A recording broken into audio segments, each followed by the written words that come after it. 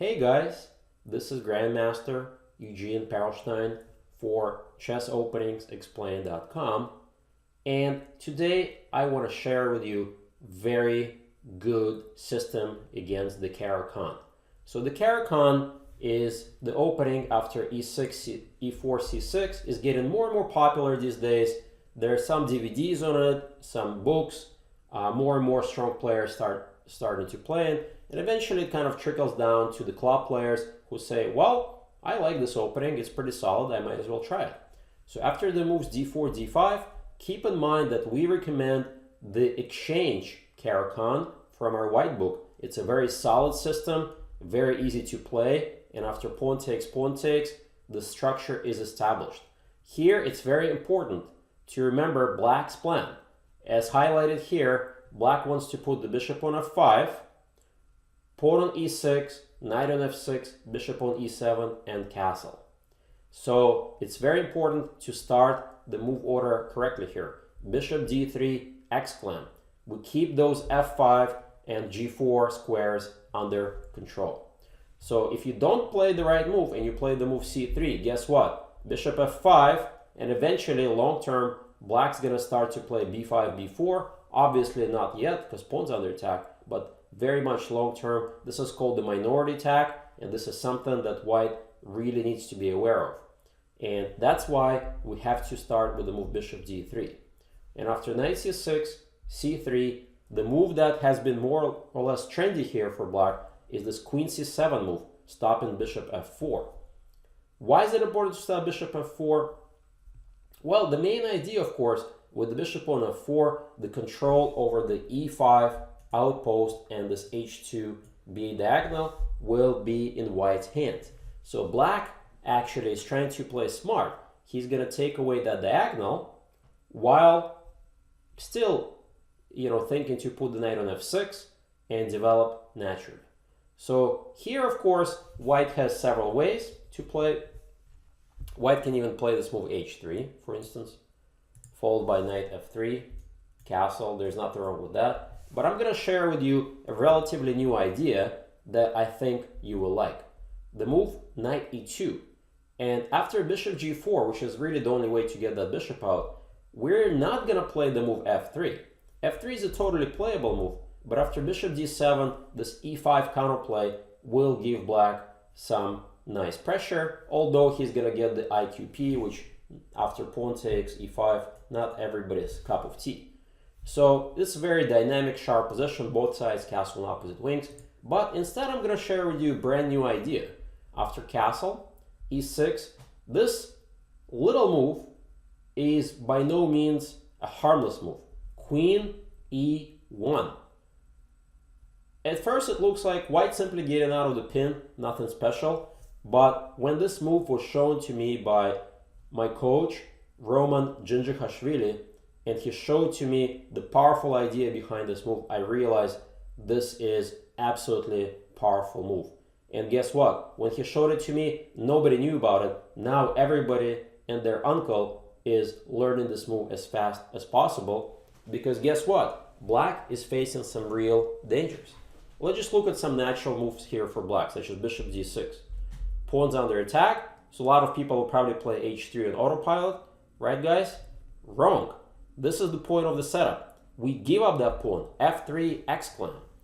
And guess what? After bishop takes, king h2, bishop on g4 is under attack, bishop h5, the game is over. Can you find the winning shot? Well, it's a winning move. Double attack the bishop on h5 and the bishop on h2.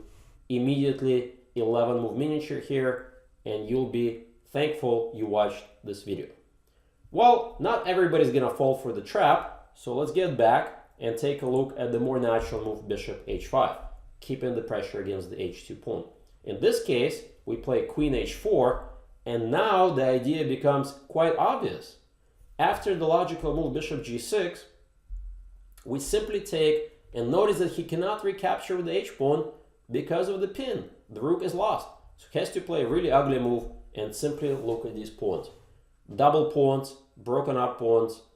e6 is a backwards pawn, really weak pawn. This is not everybody It's cup of tea to play these positions as black. I think black is just simply worse. And I should mention that if black tries to protect the bishop, even former world champion Vishy Anand fell for this trick. His opponent actually did not play the best move, but he played a decent move. His opponent played knight f4, and Vishy decided, well, I better not play bishop g6. I'm just going to give up everything. I'm just going to take that knight, and after bishop takes f4, white got a pair of beautiful bishops, nice small advantage, but eventually Vishy managed to defend and even drew the game. That happened in 2017 between Santos and Anand in Spain, but I'm going to improve on this game for white, and I'm going to tell you that bishop g5 is by far the strongest move. The knight is hit, so is the bishop on h5.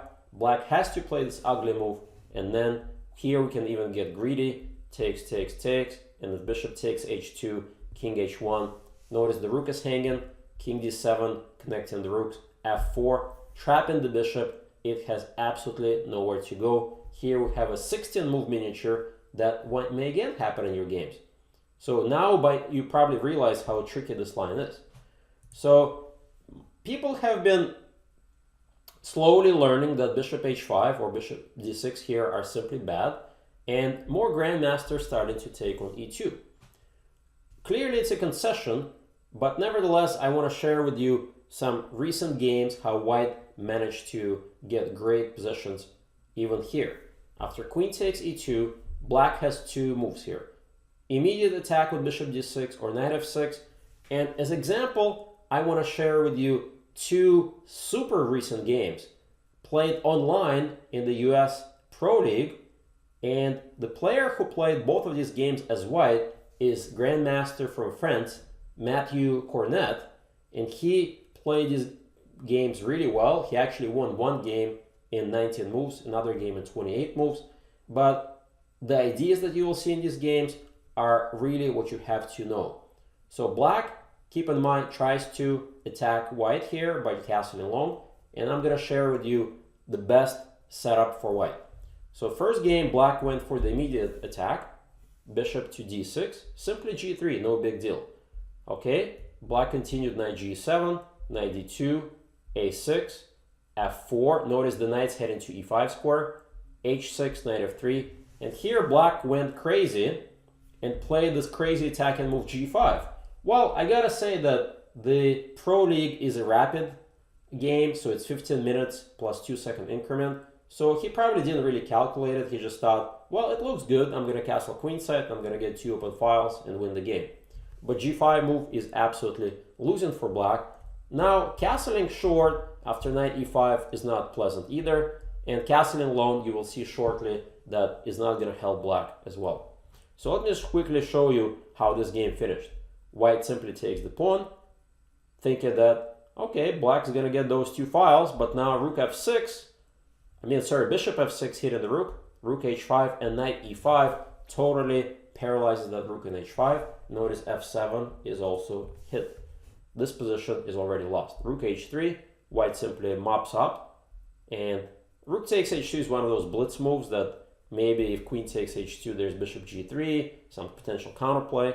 But obviously we know that this nice intermezzo is game over. That was a 19-move miniature by Matthieu Cornette against a player who is 24-72. He's no potter. So you see how powerful this line is. So let's look at another game of Matthieu's here in the same route, in the same Pro League. This is against the Amsterdam team. Matthieu's playing for Kann from France.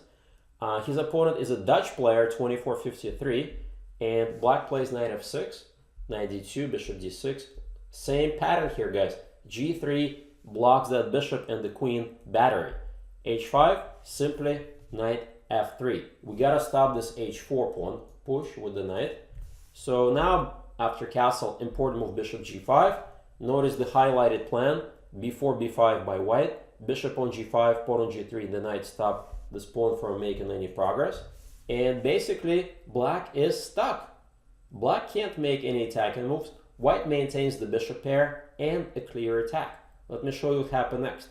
King b8, b4, knight e7, knight e5, knight f5 takes, queen f3, Here, black played this desperate move f4. White simply says, thanks for the freebie, and I'm still attacking.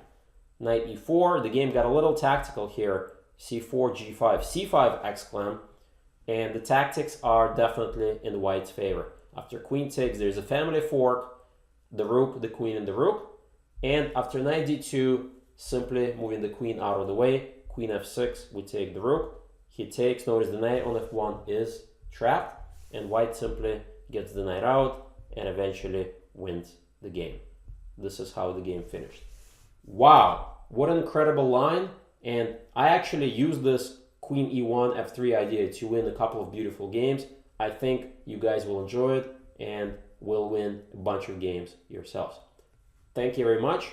This was Grandmaster Eugene Perelshteyn for ChessOpeningsExplained.com.